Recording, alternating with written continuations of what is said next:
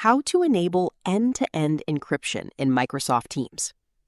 Keep in mind that end-to-end encryption is only available for supported one-to-one Teams calls. If you don't see the option, it may not be available for your account or organization.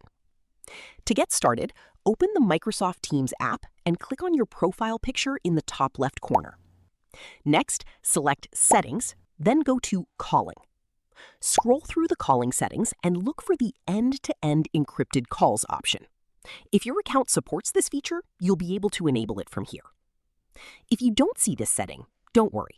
It simply means that end-to-end encryption isn't currently available for your Teams account. This can depend on your organization's policies, your account type, or whether your IT administrator has enabled the feature. And that's all there is to it.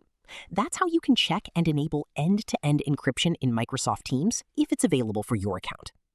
If you found this tutorial helpful, don't forget to like this video and subscribe for more quick and easy tech tutorials. Thanks for watching.